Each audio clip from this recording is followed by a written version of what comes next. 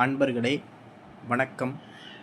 நம்மளுடைய சிவருத்ர மகாகாளியம்மன் அருள்வாக்கு பீடத்தில் பார்த்திங்கன்னா, வரக்கூடிய ஆடி மாத திருவிழாவை முன்னிட்டு நம்ம பார்த்திங்கன்னா, நம்ம அம்பாளை சிம்ம வாகனத்தில் உட்கார வச்சு உற்சவர் சிலை ஒன்று ஏற்பாடு பண்ணி, அதற்கு அம்பாளை உட்கார வைக்கிறதுக்கு உண்டான சிம்ம வாகனமும் கொஞ்சம் ரெடி பண்ணி, அதன் மூலமாக அம்பாளை அதில் உட்கார வச்சு அலங்கரித்து வீதி உலா வருவதற்காக இந்த ஆடி மாத திருவிழாவில் ஏற்பாடு பண்ணலாம் அப்படிங்கிற மாதிரி ஒரு முடிவை மனசுக்குள்ளே எனக்கு வந்துச்சு.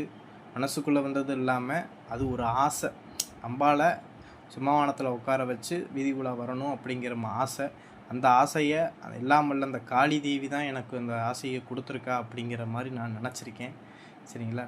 அதற்கு பார்த்திங்கன்னா, நம்ம கோவிலில் செய்யக்கூடிய எந்த ஒரு விஷயமா இருக்கட்டும், திருப்பணி விஷயமா இருக்கட்டும், இல்லை கோவில் வாங்கக்கூடிய ஏதாவது ஒரு பொருள்களாக இருக்கட்டும், இல்லை கோவில் அடிப்படை வசதிகளை செய்கிறதா இருக்கட்டும், இதெல்லாம் பார்த்திங்கன்னா நான் யாருக்கிட்டேயும் நான் கேட்க மாட்டேன்.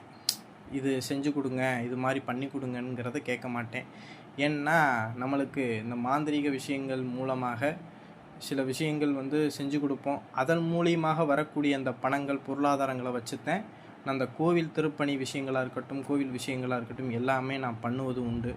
சரிங்களா? அதற்காகத்தான் நான் மாந்திரி விஷயங்களை கற்றுக்கிட்டு நான் இந்த மாதிரி இதில் வரக்கூடிய இந்த பொருளாதாரங்களெல்லாம் சேர்த்து வச்சுட்டேன். இந்த கோவில் திருப்பணிகளையும் கொஞ்சம் கொஞ்சம் சிறிய வேலைகளையுமே நான் பண்ணிக்கிட்டு இருக்கேன். அதுக்காக நான் யாருக்கிட்டையும் இது வரைக்கும் நான் கேட்டது கிடையாது. அதே போல் பார்த்திங்கன்னா, இந்த மாதிரி சிம்ம வாகனத்தில் உற்சவர் சிலை ரெடி பண்ணி அந்த சிம்ம வாகனத்தில் அந்த அம்பாளை அமர வைக்கணும் அப்படிங்கிற ஒரு ஆசை. அதில் பார்த்திங்கன்னா, அதை ரெடி பண்ணுறதற்கு கொஞ்சம் பொருளாதாரம் கொஞ்சம் குறைவாக இருக்குது. அதே போல் பார்த்திங்கன்னா, நாட்களும் கிடையாது. ஆடி மாதம் இன்னும் ஒரு மாதம்தான் இருக்குது. அதற்குள்ளேயும் நம்ம இந்த சிம்ம வாகனம் உற்சவர் இதெல்லாம் ரெடி பண்ணி திருவிழாவுக்குள்ளே அந்த விஷயத்தை நம்ம ரெடி பண்ணிட முடியுமாங்கிறது எனக்கு ஒரு கேள்விக்குறியாகவே இருக்குது. இதற்கு முக்கியம் பார்த்திங்கன்னா, பொருளாதாரம் இருந்துச்சு அப்படின்னாவே உடனே நம்ம ரெடி பண்ணிடலாம். ஒரு மாதத்துக்குள்ளாகவே இந்த சிம்ம வாகனமும் இந்த உற்சவரையும் ரெடி பண்ணிடலாம்.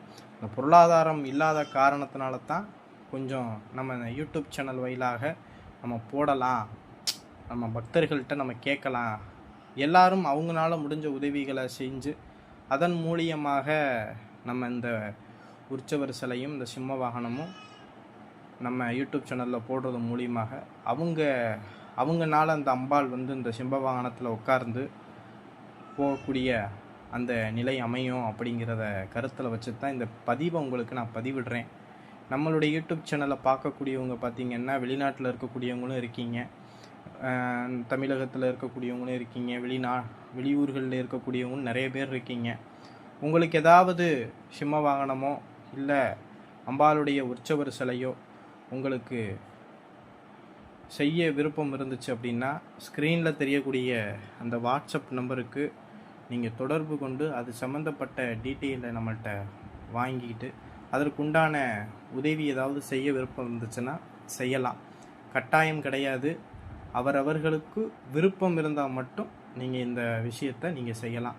இல்லை முழுவதுமாக சிம்ம வாகனம் உற்சவருக்கு சிலை செய்கிறதுக்கு உண்டான பொருளாதாரம் எல்லாத்தையுமே நீங்களே கொடுத்து பண்ணித்தரதா இருந்தாலும் தாராளமாக நீங்கள் எனக்கு பண்ணித்தரலாம். சரிங்களா? உங்களுக்கு யாராவது தெரிஞ்சவங்க இருந்தாங்க அப்படின்னா சிம்ம வாகனத்தையும் உற்சவர் சிலையும் நீங்கள் ரெடி பண்ணி கொடுக்கலாம். சரிங்களா? என்னென்னா, என்னுடைய மனசுக்குள்ளே உள்ள தெய்வங்களுக்கு திருவிழா வைக்கிறதும், தெய்வங்களுக்கு ஆடை அணிகிறதும், அலங்காரம் பண்ணுறதும், இதெல்லாம் பார்த்திங்கன்னா தெய்வம் கேட்பது கிடையாது. நம்ம இந்த கண்ணில் பார்த்து சந்தோஷப்படுவதற்குத்தான் இந்த மாதிரி விஷயங்கள் எல்லாம் நம்ம பண்ணுவது உண்டு.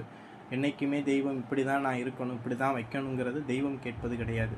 தெய்வத்துக்கு கவசங்களும் அலங்காரங்கள் இந்த மாதிரி உற்சவரை வச்சு வீதி உலா வருவதும் இதெல்லாம் பார்த்திங்கன்னா, தாம் பெற்ற தாயை நம்ம எப்படி வச்சுக்கிறோன்னு நம்ம நினைக்கிறோமோ அதே போல் வச்சுருக்கக்கூடிய ஒரு ஆசைகள் தான்.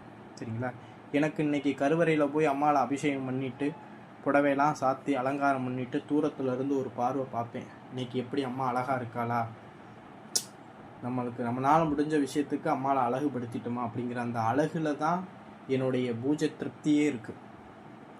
எவ்வளவு மந்திரங்கள் ஜபம் பண்ணாலும் அபிஷேகம்லாம் பண்ணி முடித்து அந்த பூஜைகள்லாம் செஞ்சு முடிச்சுட்டு தூரத்துலேருந்து பார்க்கும்போது அவள் எனக்கு அழகாக தெரிஞ்சாத்தேன் அந்த பூஜை எனக்கு மனசுக்கு திருப்தியாக இருக்கும்.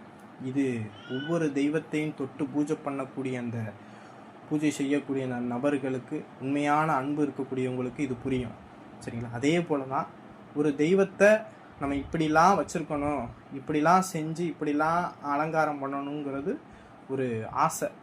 இந்த ஆசையில் நீங்களும் பங்கு பெற்று இந்த ஆசையை நீங்கள் நிறைவேற்றுவீங்க அப்படிங்கிற அந்த நம்பிக்கையில் இந்த யூடியூப் சேனலில் நம்ம இந்த பதிவை போடுறோம்.